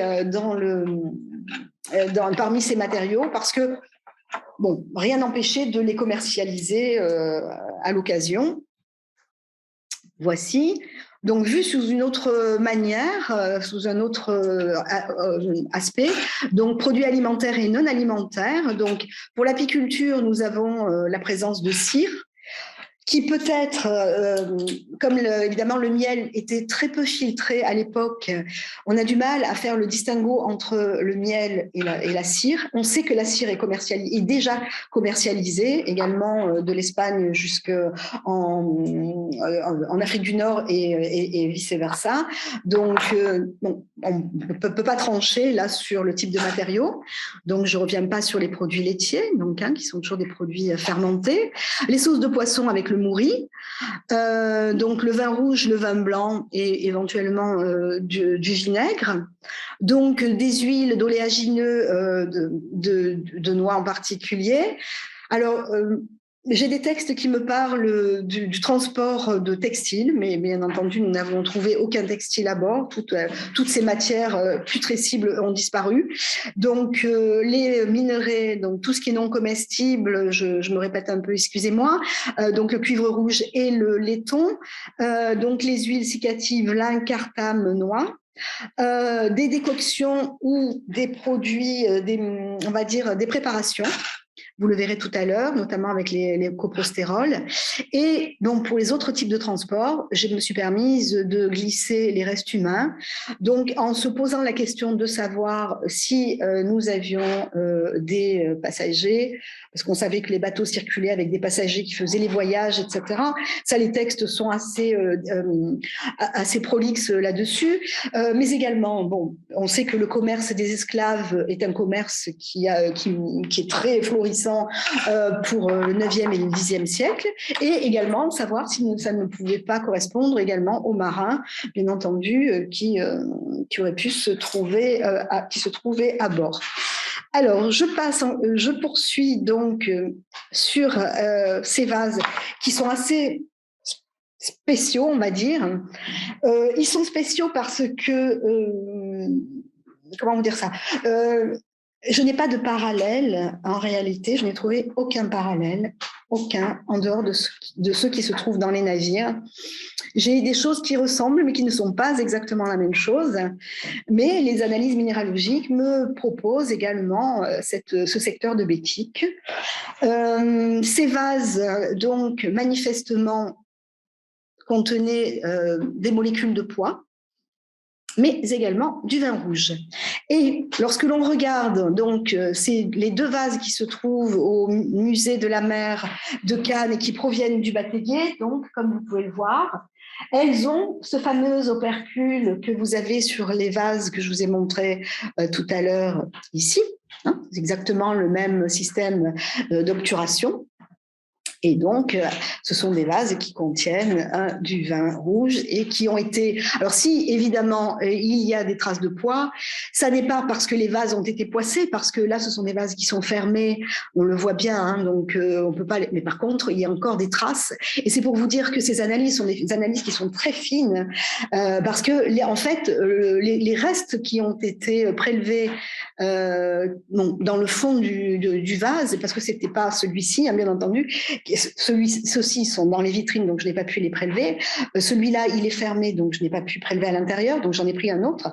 Et j'ai été prélevée dans le fond du vase. Et le fond garde encore le souvenir de l'opercule qui a été présent. Donc pour vous dire la finesse de ces analyses qui sont absolument extrêmement précises dans leur détermination. Les vases à filtre, donc, pareil, hein, ces vases à filtre sont des vases qui sont très très rares dans le monde ibérique. On en trouve quelques éléments, mais plutôt pour le 11e, et bon, pour l'instant, on en a très peu dans les contextes archéologiques contemporains. Et par contre, on les a au 9e à Fustat, donc en Égypte, dans des niveaux domestiques aussi. Donc c'est une forme qui est une forme typiquement orientale, et c'est une forme qui est transmise au monde ibérique et donc qui est extrêmement intéressante. Alors là-dedans, dans ce type de vase, il y a plusieurs possibilités. Donc la première, c'est celle que je vous montre. Donc poids, graisse animale. Bon, alors moi je me demande si effectivement sur le filtre qui devait se trouver là, s'il n'y avait pas également pour ce vase-ci un bouchon, un opercule. Et dans ce type de vase, donc on a trouvé des produits laitiers et manifestement du miel, en tout cas de la cire d'abeille et du vin.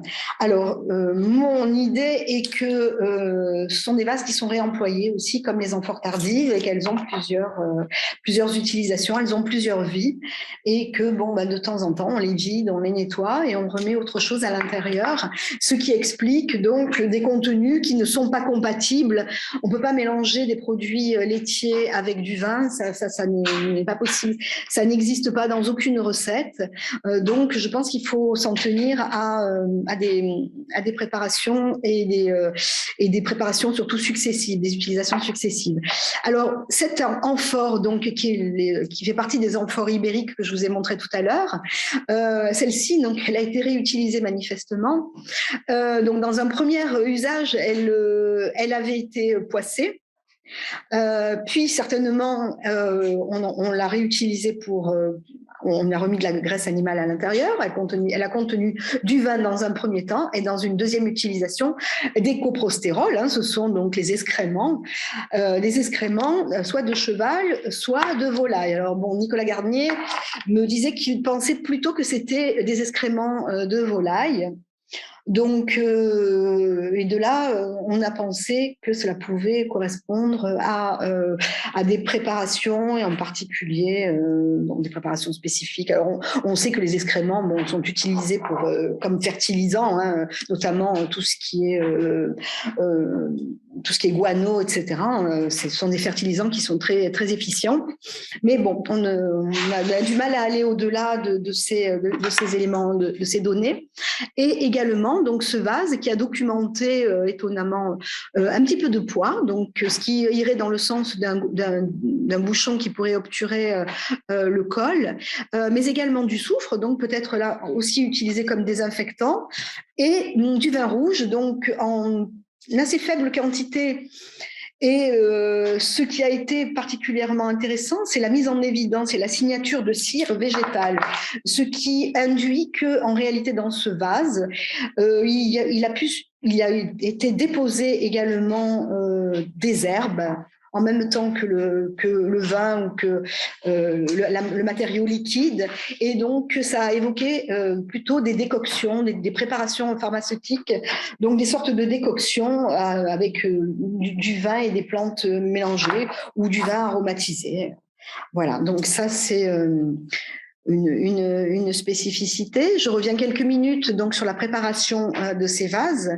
Et donc, on peut revenir aux textes anciens et notamment les textes latins, donc qui nous font qui nous donnent à grand renfort de détails donc ces étapes pour préparer les vases, etc.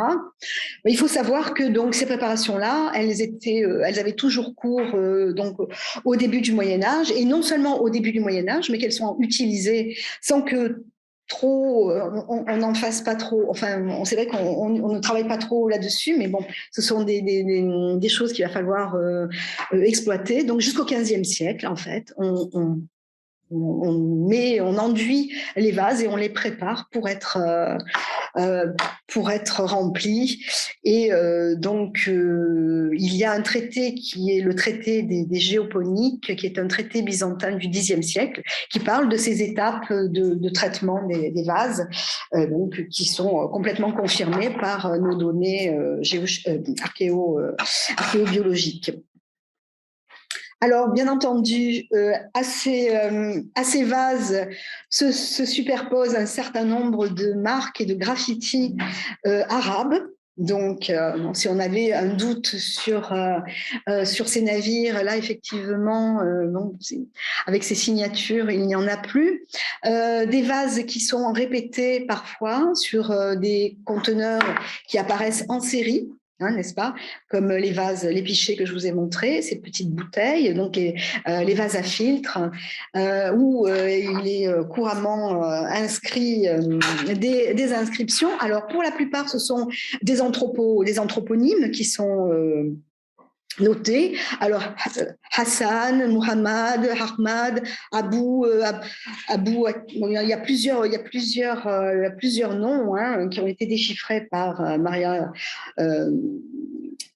Antonia Martinez, qui est professeure à l'université de Malaga et qui est une des plus fines épigraphistes pour la période islamique actuelle. Et donc, il y a également un terme qui apparaît plusieurs fois et qui est donc Sani Sabi Sabi.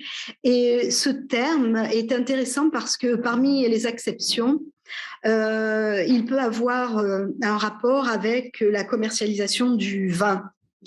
Donc là, c'est intéressant aussi parce qu'on retrouve cette mention de Sabi qui semblerait correspondre donc à un vin, un vin de la région de Grenade, qui a d'ailleurs donné le nom du Grenache. Ce vin qui venait de Grenade est aujourd'hui le Grenache.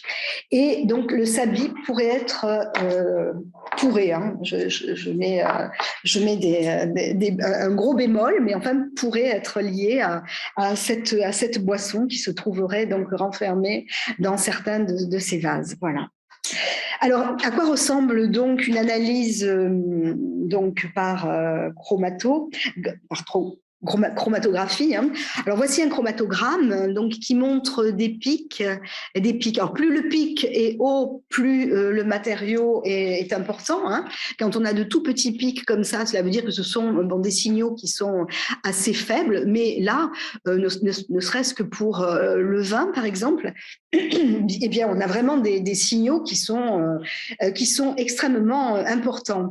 Alors ces signaux, donc, pour attester la présence de raisins, donc, ce sont ce que l'on appelle des signaux d'acide syringique, dont je vous ai parlé tout à l'heure, mais également d'acide malique, qui sont des acides qui sont plutôt liés aux fruits, qui sont caractéristiques des fruits, et l'acide succinique, bien entendu, et fumarique, qui sont les indicateurs de la fermentation alcoolique. Donc, quand on a ce type d'acides qui sont présents dans les contenus, ça ne peut être que des boissons alcoolisées. Et ce qui nous permet de faire le distinguo entre le vin rouge et le vin blanc, donc, c'est la présence d'éléments qui sont liés au raisin teinturier, donc qui donnent la couleur rouge au vin, et que que Nicolas Garnier est arrivé à mettre en évidence dans ses analyses. Alors bon, pour achever le contenu des charges, donc nous avons énormément de lampes qui sont des lampes donc de tradition islamique, hein, avec ce qu'on appelle candil de pico en Espagne, donc avec des becs qui sont extrêmement importants et longs, mais également un petit lot de verreries. Et donc, il y a une ou deux lampes donc, qui appartiennent à l'équipage, mais il doit y avoir à peu près une quarantaine de lampes par bateau, et la plupart sont inusitées, elles sont tout à fait neuves, hein.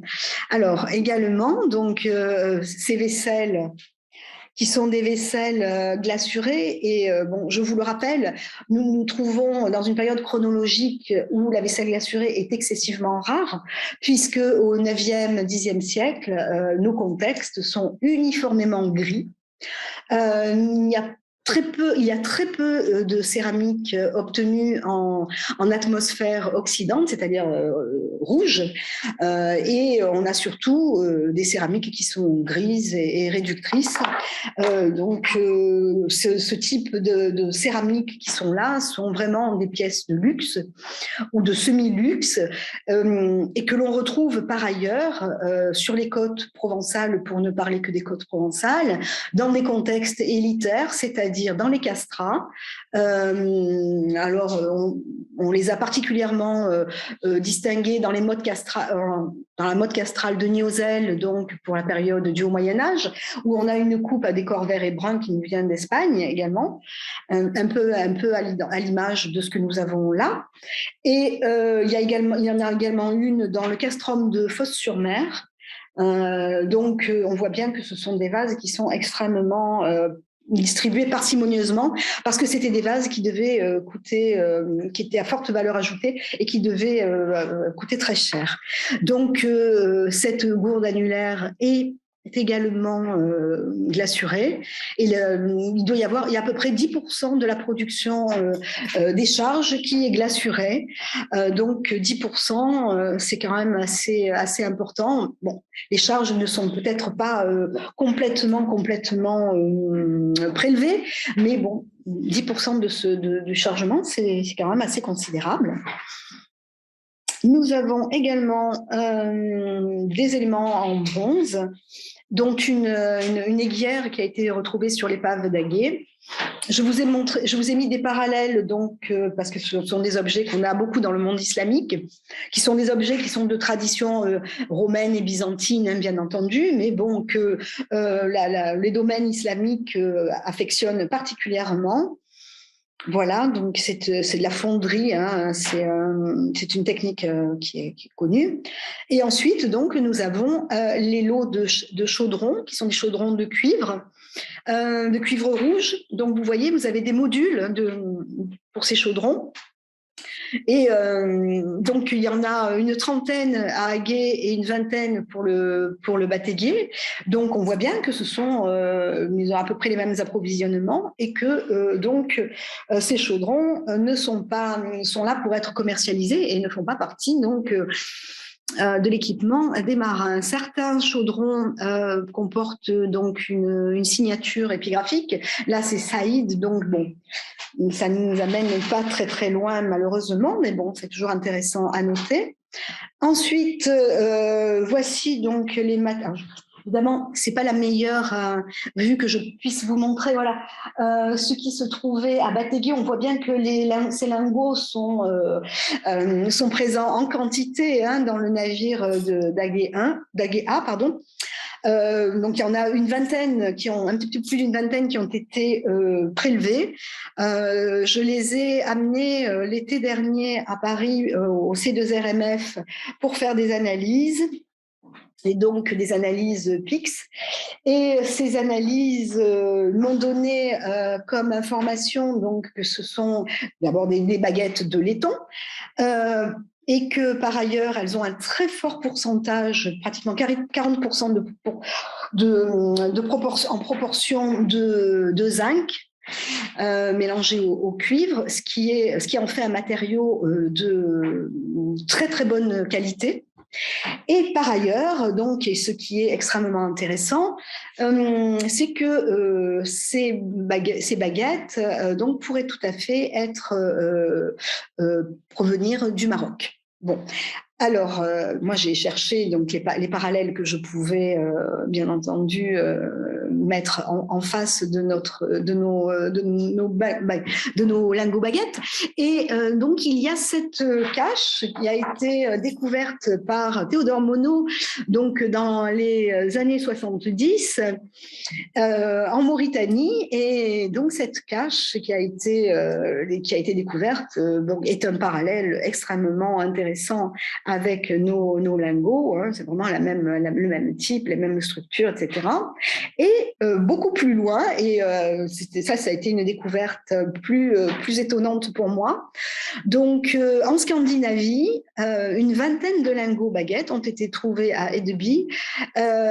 Donc, elles ressemblent en tout point à ce que nous avons. Alors là, bien entendu, elles ne sont pas nettoyées.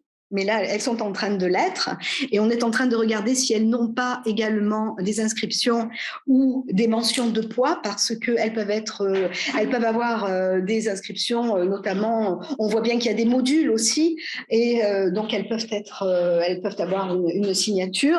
Voilà, donc c'est c'est tout ce que je peux vous dire pour ces lingots baguettes de laiton.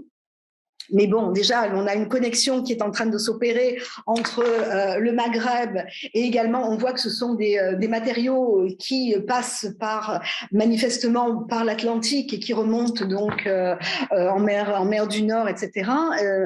Bon, ça montre quand même que ces navires ne sont peut-être pas cantonnés à la Méditerranée. Hein, on va peut-être au-delà.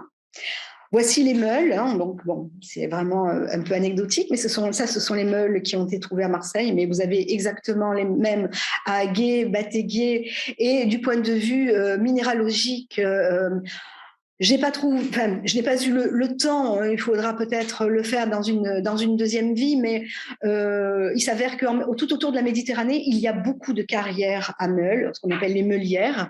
Et bon, ce serait vraiment une enquête très, très intéressante à faire, mais qui demanderait énormément, qui serait très chronophage. Donc, j'ai préféré me focaliser sur la céramique.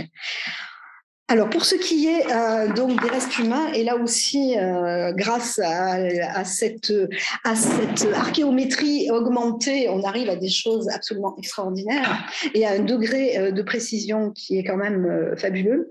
Enfin, j'en suis toujours étonnée. Donc, au début, au premier jour et au premier mois de mon travail de thèse, j'ai cherché à récupérer donc tous les restes humains qui provenaient d'Aguet et de Bataguier et qui étaient signalés dans les différents rapports.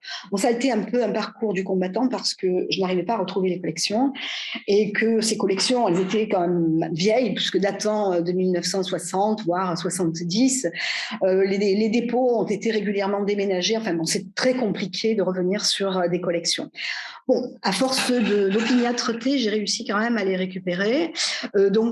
J'ai demandé à mon collègue Yves Glaise, qui est à l'INRAP et qui vient d'être récompensé par le prix archéologique Clio. Donc c'est un prix qui est décerné aux chercheurs, voilà. Donc bon, je suis ravie parce que c'est vraiment un spécialiste et que c'est quelqu'un qui travaille très très très bien. Donc il est archéo-anthropologue et je lui ai demandé s'il voulait bien prendre en charge donc ces restes humains parce que moi je ne suis pas j'ai fouillé un certain nombre de nécropoles, mais je ne suis pas anthropologue, ça n'est pas ma spécialité et j'aurais été bien incapable d'en tirer autant de renseignements que ce qu'il l'a fait. Donc j'ai fini donc par récoller toutes ces données et donc on est reparti de l'individu d'Aguet que vous avez donc ici. Alors cette photo est très intéressante, je vais vous dire pourquoi. Donc le sujet qu'on a appelé le sujet A, donc est un jeune homme qui a une stature d'1,70 m. Donc on n'a pas toute la série ostéologique, mais bon, on a quand même un certain nombre d'os qui permettent de travailler quand même. Et donc on a eu la très bonne idée et Yves en particulier de tenter quelques analyses paléogénétiques sur cet individu.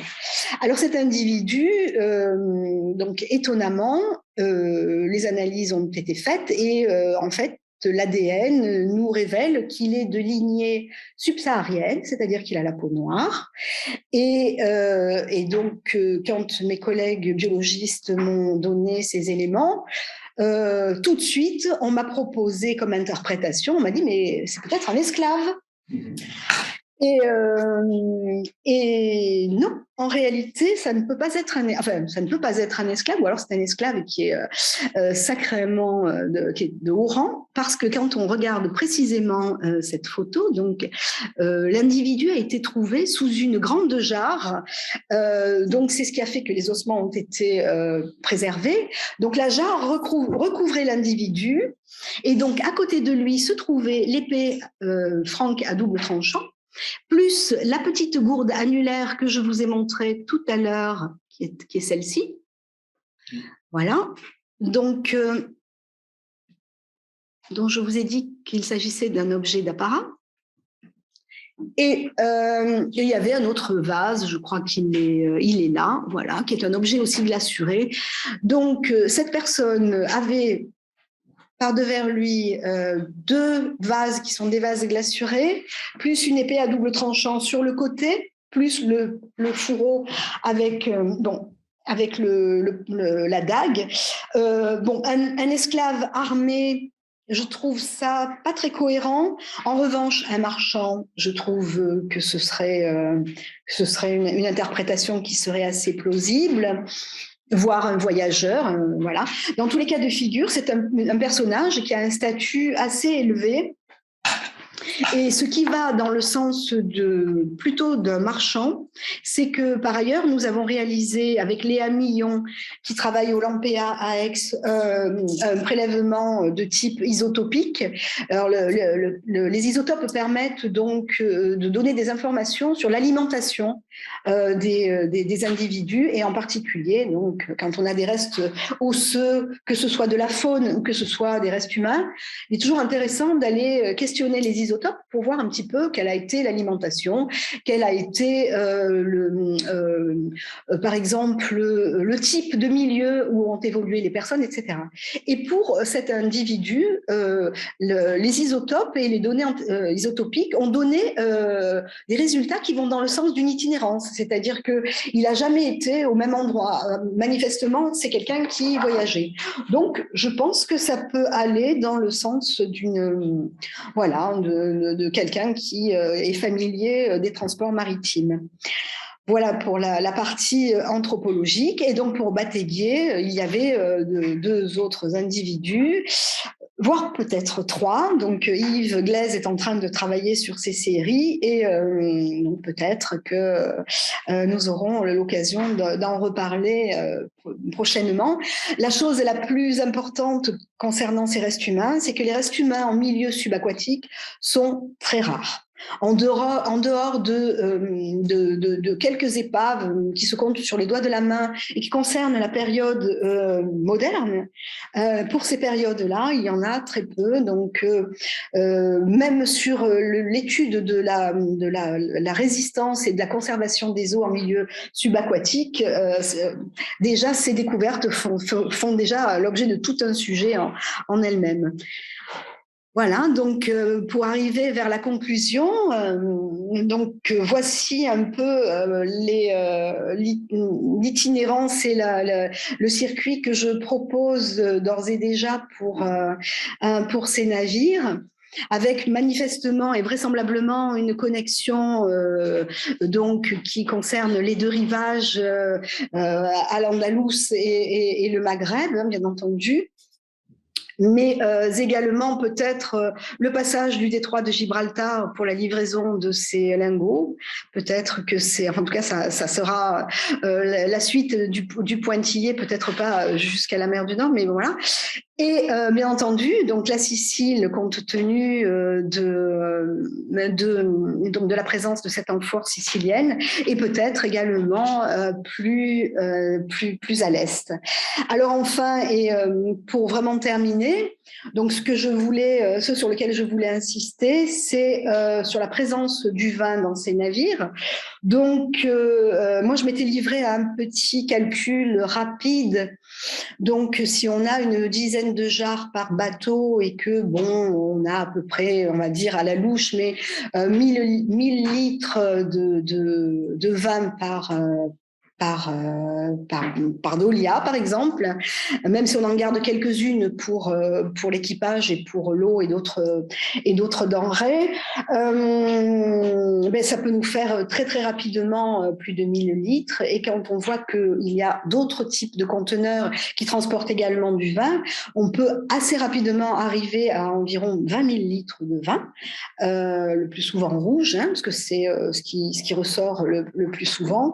Donc, quand on met ça en relation avec les manières, justement, les poèmes bachiques et ces arts de cour que l'on retrouve dans les domaines palatiaux, en particulier islamiques, eh bien, on est dans des contextes qui ne se contredisent absolument pas et qui vont effectivement dans le sens de boissons qui sont commercialisées par le monde islamique vers le monde chrétien. Je vais vous dire pourquoi dans quelques minutes, mais également vers le monde islamique, hein, puisque comme vous le voyez sur ces manuscrits ou sur ces vases, donc on voit très nettement que il y a des vases que les gens boivent et que ce sont bien des amphores qui sont déversées. Donc ces scènes de banquet, ces poèmes bachiques, ce sont des choses que l'on a très régulièrement. Et je pense que ces boissons sont commercialisées, notamment les boissons qui viennent de Sicile et qui ont été contenues dans des vases siciliens et sur lesquels j'ai travaillé il y a quelques mois. Ce sont des vases qui contiennent du vin de Grenade, en fait. Et ce vin de Grenade que l'on a caractérisé avec Nicolas Garnier et nos collègues siciliens sont des amphores que l'on retrouve dans les monastères, et on en a retrouvé à Saint-Victor de Marseille, ces amphores qui sont des amphores très typés. On les a également retrouvés à Saint-Pierre de Montmajour et à Agnan. Donc, vous voyez, ça vient vers le Languedoc. Donc, ce sont des trouvailles qui sont fortuites, hein, je veux dire. Mais bon, pour l'instant, en tout cas, on arrive bon an, mal an, donc à faire une liste de ces diffusions. Et à partir du moment où on est capable d'identifier un type de vase, à partir du moment où on l'a fait une fois, et bien comme on publie et qu'on a des échanges et qu'on fait des réunions et qu'on partage nos résultats, et bien on arrive à faire progresser ces cartes de diffusion et la recherche. Voilà, je vous remercie.